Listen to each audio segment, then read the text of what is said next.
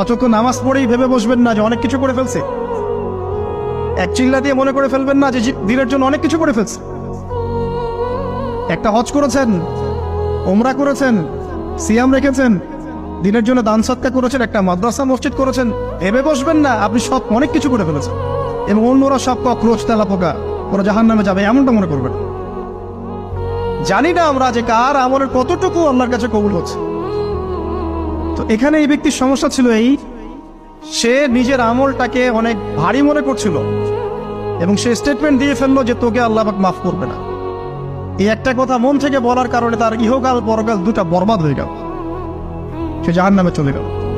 ঠিক আরেক ব্যক্তির ঘটনা আছে এমন, এগুলো সবগুলো রেফারেন্স আছে।